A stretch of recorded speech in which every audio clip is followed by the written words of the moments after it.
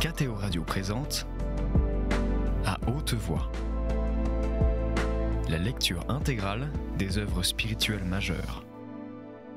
Aujourd'hui, Augustin ou le Maître est là de Joseph Malègue.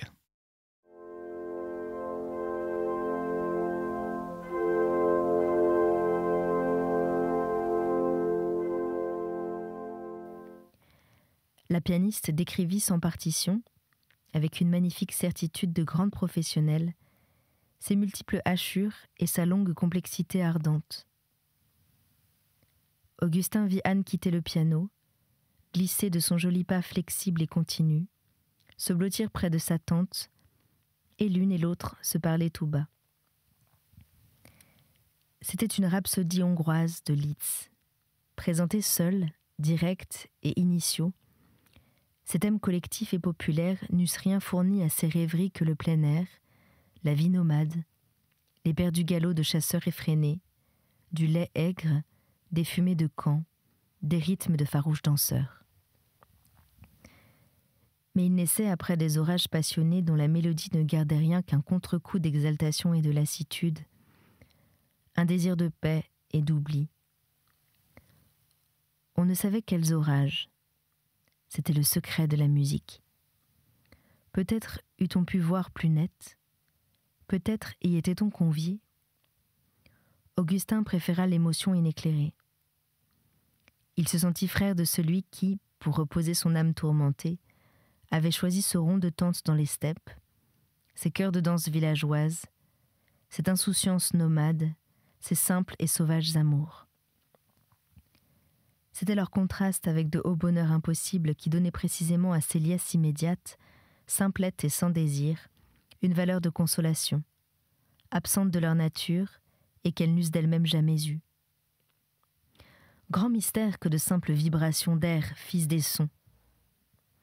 Merveille non moins grande et jamais expliquée que toute cette profonde sincérité renonçante put suinter de sourds demi-tons très monotones, de sonorités paysannes et mates, sans variété ni richesse, semblables à des frappements de bois pleins de platitude, de furie et de rythmes suants. Cette suggestion d'apaisement fut douce à Augustin, pareille à une descente sur un courant sans secousse, à une poussée de larmes sans sanglots. Une fois encore, la musique fouillait dans son cœur. Non son cœur actuel, mais celui qu'il aurait un jour. En devance, elle laissait entrevoir il ne savait quel lointain apaisé. Il était déjà bien beau qu'elle pût lui faire accepter l'idée qu'à une date fort brumeuse de l'avenir, un changement possible pouvait frapper l'un de ses grands amours d'une force d'éternité. Elle ne la rendait, au surplus, tolérable que parce qu'elle prolongeait un de ses aspects actuels, le désir d'effacement, l'abnégation, le dévouement muet, qu'elle l'inondait d'attendrissement sur lui-même, qu'elle lui présentait, transition insidieuse, un apaisement crépusculaire aussi poétique, aussi riche d'âme que le plein soleil de son amour. Par mutation brusque ou subie, tournant dans son vol, la musique changea. Elle cessa de jouer sur ses fibres sensibles et s'en fut ailleurs. Il en fut heureux. Il était grand temps qu'il s'occupât d'arranger ses yeux. Il avait abondamment, ridiculement pleuré, avec un manque de maîtrise sur lui dont il avait honte.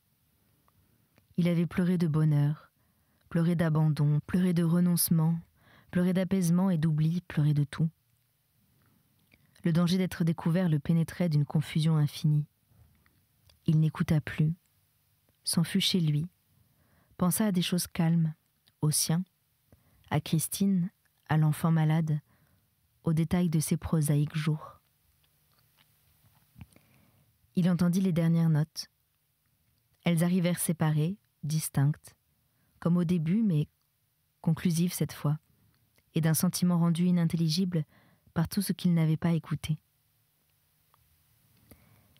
Les auditeurs se levèrent, et la lumière reconquit l'espace, remontant par saut inverse les degrés qu'elle avait descendus.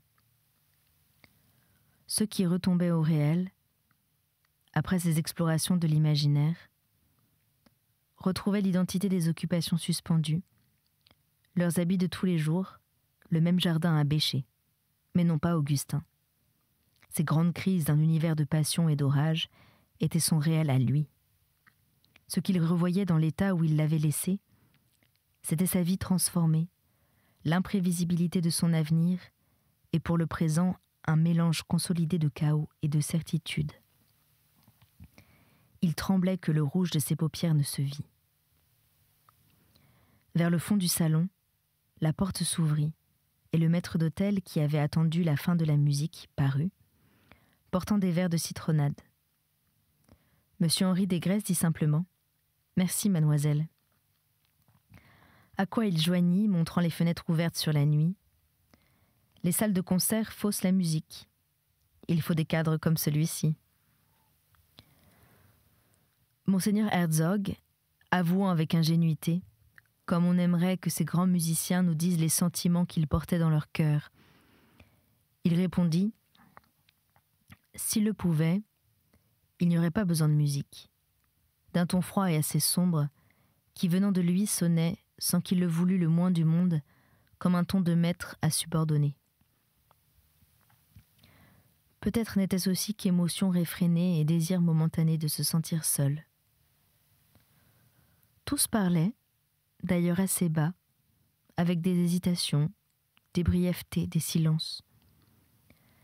Les fragiles inspirations musicales, nées et développées dans la nuit, n'avaient pas encore achevé de mourir, et il était convenable d'entourer de recueillements pieux et de respect les belles vapeurs sonores en train de s'évanouir dans la lumière. Augustin dit qu'on se sentait en face d'une interprétation si parfaite qu'au bout de quelques mesures, toute idée d'intermédiaire disparaissait. On se trouvait devant l'œuvre même, tant ses intentions semblaient se réaliser toutes seules et fidèlement. Cette exécution ressemblait à une glace ronde éclairant la musique et large ouverte sur son cœur. Le visage glacé de la pianiste eut un sourire de remerciement plutôt que de plaisir. Cependant, dit-elle, ces grands Steinway ont peut-être un peu trop d'éclat. Je préférais parfois un simple Pleyel. Le plateau des citronnades les réunit tous les 6. La pianiste n'avait pas éteint les 2 ampoules roses. Leur halo persistait oublié. Monsieur Henri Desgresses parlait maintenant à Monseigneur Herzog d'un air d'amitié et d'aménité parfaite. Anne mêlait des sucres, agitait des cuillères au fond de longs verres fins, avec lenteur et un léger bruit de cristal. Augustin, immobile et silencieux, s'absorbait sur le jeu de la jeune main pure et le mouvement giratoire de la petite cuillère en vermeil. Elle leva les yeux sur lui, renversa imperceptiblement la tête, lui sourit. Augustin sentit dans sa conversation une nuance singulière. C'était bien cette familiarité douce et riante qu'elle lui avait déjà montrée depuis le début du dîner. Mais il s'y ajoutait une sorte de timidité heureuse tout à fait imprévue, très différente de cette fine réserve glaçante de leur première relation, pleine de naturel et d'amitié. Belle avec simplicité, indifférence et presque par surcroît, sa beauté, comme l'interprétation musicale de tout à l'heure, n'était que l'ouverture limpide par laquelle on regardait son âme.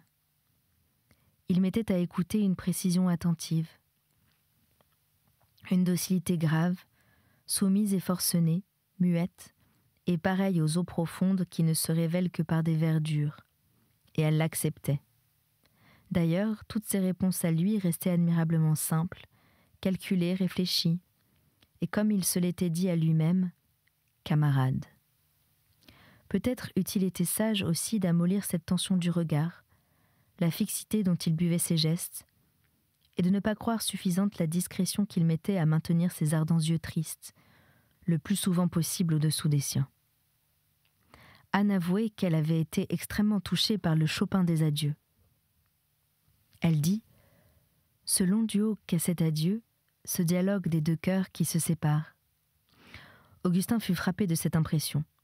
Anne avait cru voir que 2 personnes souffraient également. Lui n'entendait qu'une seule plainte. Les duos évidents, n'étant que citations, chargés d'interrompre et d'alléger ce long remâchement de douleur.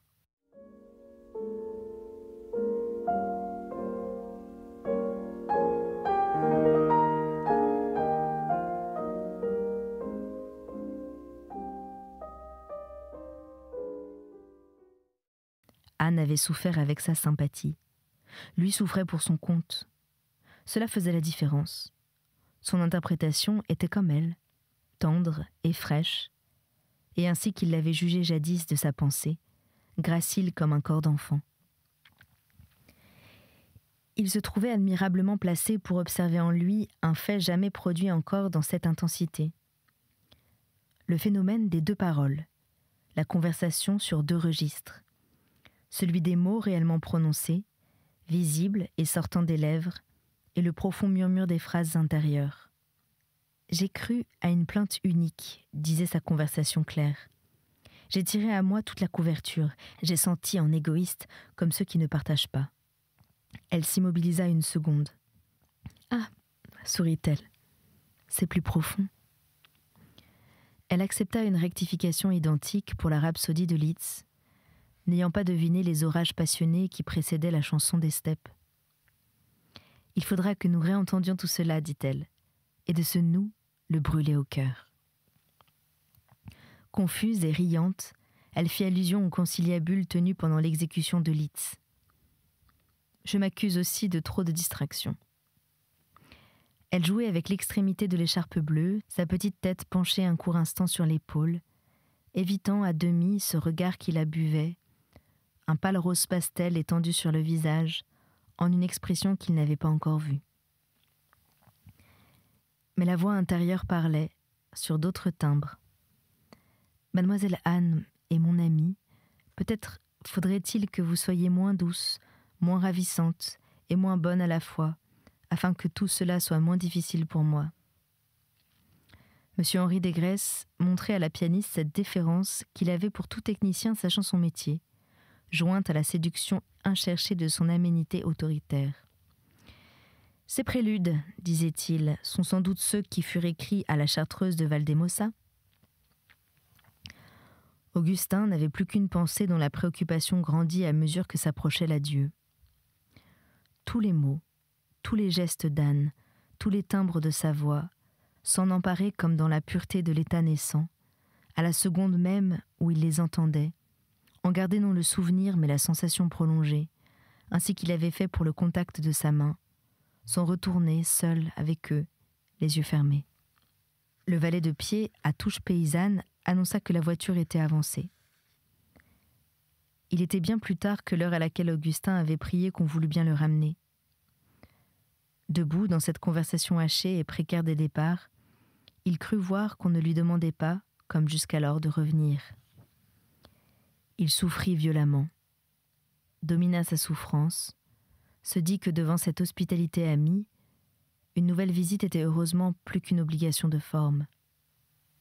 « Y a-t-il un jour où vous me permettrez de venir vous remercier, madame ?» Il ne s'était jamais senti plus raidi et plus angoissé. « Oh, mais naturellement, quand vous voudrez, fit-elle. » Et son expression lui rappela celle de sa prise de congé d'après le déjeuner. Un demi-sourire qu'Augustin connaissait bien, où sa royauté mondaine se mélangeait de pénétration, d'amusement et d'esprit. Le fléchissement de grâce, l'exquise, l'imperceptible offrande qu'il connaissait bien aussi, était réservé au haut seigneur calme, debout près d'elle. « Mais revenez vite. Outre le plaisir que nous en aurons, Monseigneur Herzog et mon beau-frère partent dans très peu de jours. Nous les suivons, et vous risqueriez de ne revoir personne jusqu'à la mi-octobre. » Augustin partit dans ce coup de vent glacé.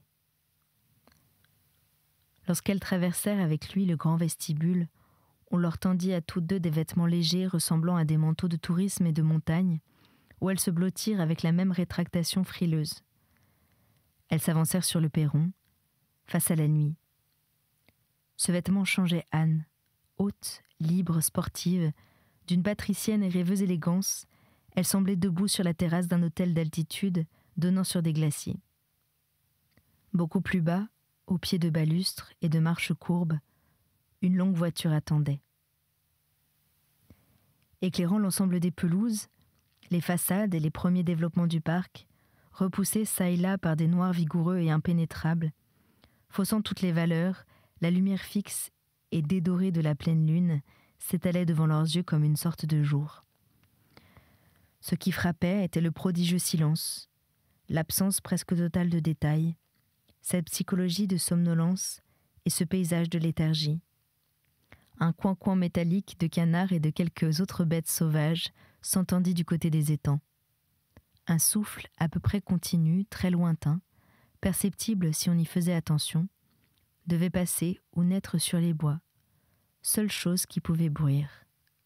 Anne se prit à murmurer « Come to the window, sweet is the night air », sans fixer les yeux sur personne, soit qu'elle choisit de ne rien préciser dans cette vapeur de songe, d'émotion et de désir où l'avait jeté la musique, soit qu'elle préféra ne pas distinguer ce soir entre les trois qui étaient là et fermer les yeux devant l'obscure douceur uniforme montant de leur triple et différente amitié.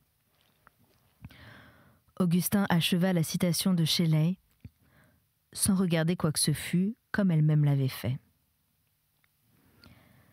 La poésie modela l'amplitude de la nuit en embrasures de fenêtres et coins de feu. Il eut un geste de modestie quelconque devant le compliment de Madame Desgrais et Sablon. « Monsieur Méridier, c'est à peu près toute chose, je crois. »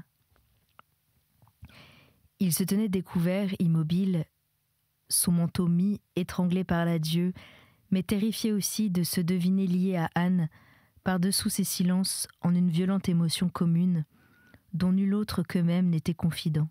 « Savez-vous ce que vous devriez faire ?» dit Madame Desgrais et Sablon. « Passez par l'allée des étangs.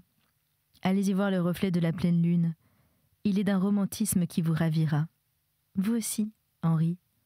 Ou plutôt, allez-y exprès et revenez-en. » « Et vous aussi, dit Anne en l'entourant de son bras. « Et nous aussi, fit-elle. » La douce et longue voiture y fut en quelques souffles. Nul ne parlait. Sur le siège du fond, Anne était blottie entre oncle Henri et sa tante. En face d'eux, sur un siège pivotant, Augustin regardait droit devant lui, à l'infini, tout son visage immobile et fermé. Le pressentiment d'une sympathie que la dernière attitude d'Anne lui montrait grandissante continuait d'épouvanter son âme. Ils virent la nouvelle forme du paysage lunaire sans prendre le temps de descendre. La surface de l'étang et l'entourage des bois baignaient dans une vapeur dorée d'incantation. L'ensemble du ciel et des eaux formait une seule imprécision immense, une fluidité coupée par la noirceur horizontale des rives. Sur le chemin de lune, un glacis ondulé de rides et vaguelettes remuait, criblé d'étincelles, de clinquants, de paillettes, de résilles et de filets de feu, comme pour une fête donnée sous les eaux. La lune du ciel restait fixe et parfaitement ronde au centre de son néant bleu-noir. Mais la lune des eaux, pareille à une lanterne vénitienne, tremblante et ovalisée, dansait dans le vent de nuit au milieu de cette verroterie et menaçait de prendre feu. Madame Desgrais et Sablon dit avec une extrême élégance d'articulation et quelque lenteur mélancolique « Tout ce décor, assez conventionnel, ne laisse pas de vous toucher. » Pour voir ce paysage, Anne dut quitter l'adossement capitonné du fond. Augustin vit se pencher entre lui et la glace latérale, le peluche manteau de montagne et la douce surface de ses cheveux. Il était assez près d'elle pour en sentir le léger parfum humain. Mais il se recula, sur le strapontin d'un mouvement d'apparence fortuite, en une impassibilité égale à celle de M. Henri Desgrais. Lorsqu'ils revinrent, Monseigneur Herzog les attendait sur le perron. Coiffé, en douillette, muni d'un paquet de lettres, il paraissait vouloir profiter du voyage pour les porter jusqu'à la gare, à l'express de nuit. Augustin ne comprit pas. N'aurait-on pu l'en charger lui-même ou le chauffeur ? Il se désola. Il avait un besoin fou de solitude. La perspective d'une conversation, même raréfiée, même réduite à 3 mots, le meurtrissait. Le valet de pied de tout à l'heure, porteur d'une panneraie de roses, vint la placer près du chauffeur. L'explication tomba du haut du perron. « Ces roses sont pour votre mère et votre sœur, puisque ces dames ne consentent pas à venir les chercher. Dites à votre mère tout le plaisir que nous fait l'amitié de son fils. » La puissante voiture fila, en une douceur de fuite où s'évanouissait tout son poids. Les yeux fermés, enfoncé dans le capitonnage à la juste place où s'était appuyée Anne, Augustin s'absorbait dans un silence forcené. Il devina vaguement le passage de la conciergerie, l'arrivée sur la route, la saveur différente de la nuit, l'odeur plate et rustique des terres. C'est là qu'il reçut le coup qui l'écrasa. « Monsieur Méridier, dit monseigneur Herzog, qui n'avait pas encore parlé, je viens d'être chargé par madame Desgresses, il y a, dirais-je, quelques minutes, d'une mission auprès de vous qui ne peut, je crois, que vous être agréable. » Brusquement penché en avant, Augustin fixa l'évêque. « Je dirai tout de suite l'essentiel. Une démarche de vous en vue d'obtenir la main de mademoiselle de Préfailles serait examinée avec sympathie. » Cette sensation qu'il avait déjà éprouvée, qu'il croyait être celle dont on perçoit intérieurement la lividité du visage, revint, grandit avec une douceur d'évanouissement. L'évêque parut parler d'une voix très assourdie, derrière un monceau de coton. Puis Augustin se retrouva renversé en arrière, dans les profonds coussins pullman, en un vertige finissant, plein de faiblesse, de chaleur glacée et de saccades de larmes mêlées au martèlement désordonné de son cœur.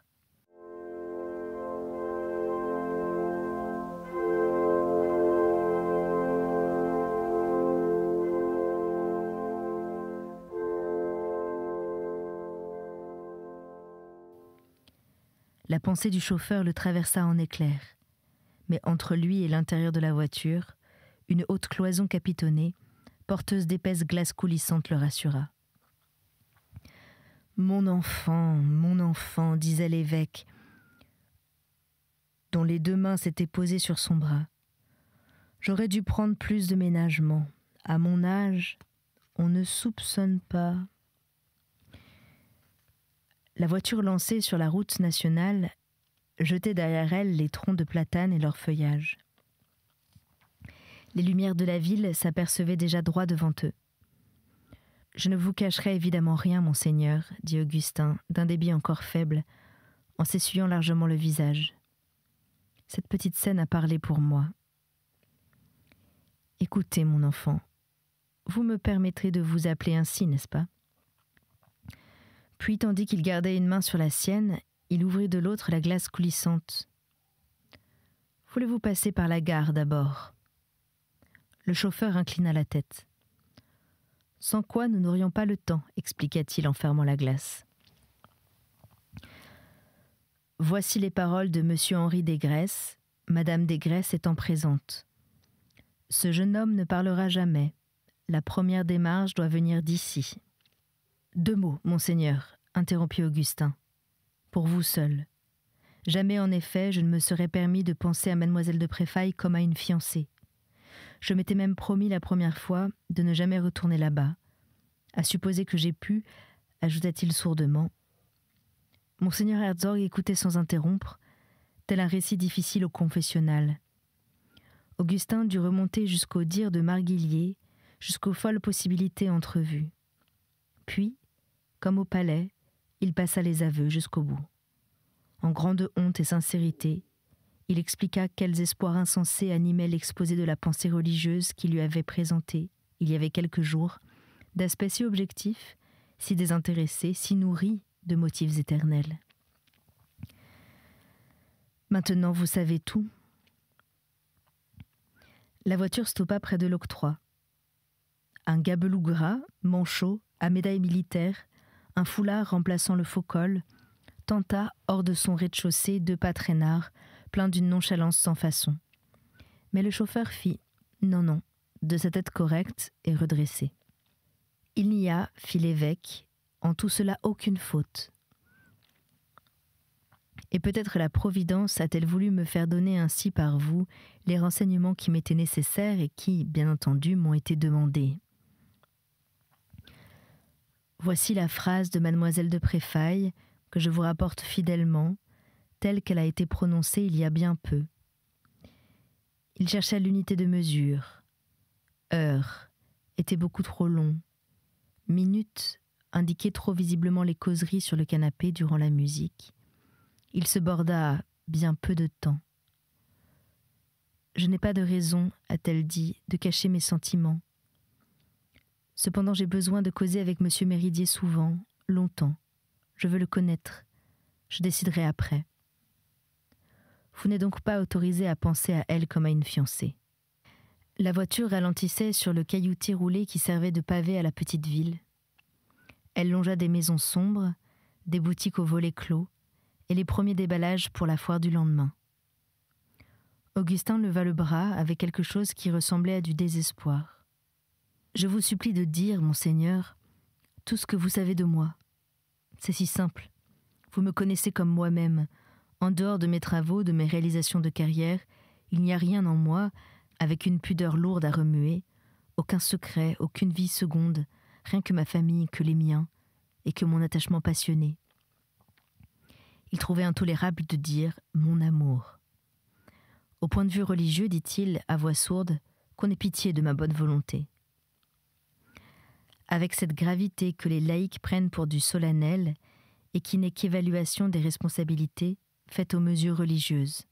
« J'ai attesté, mon enfant, dit l'évêque, la parfaite honorabilité de votre âme et la permanence de vos recherches de Dieu. » Le chauffeur prit les lettres, s'en fut à la boîte, dont il souleva le couvercle d'une dédaigneuse main gantée. Des omnibus d'hôtel attendaient. 2 hommes, tenant chacun en main une poignée de malles, barrèrent la largeur d'une porte de leur maladresse instantanée. Un paysan à blouse gonflée comptait des sous dans sa main. Des gens tournant le dos à la gare apportèrent cette curiosité flemmarde et bon enfant dont ils regardent les voitures de très haut luxe. « C'est ça qu'on appelle la Rolls-Royce ?»« Sûr, t'as qu'à voir le capot, » dit l'autre, renseigné. Ainsi servi, le nom exotique ressembla à une viande rare, préparée à la sauce au vin et aux frites, dans une auberge du pays. Les phares balayant de nouveau toute la longueur de l'avenue, firent sortir de l'ombre des squelettes de tentes et des carrioles de forains. « Monseigneur, je vous rappellerai un mot de l'Argilier au moment de mes plus tristes doutes. Dieu ne laisse pas sans secours nos bonnes volontés. Il enverrait plutôt un ange. » Il refréna toute assimilation avec celle qui voulait le connaître et déciderait après. L'assimilation était là cependant, au bout de sa perspective, l'attirant comme un astre inconnu. « J'ai le désir de passer toute ma nuit en prière.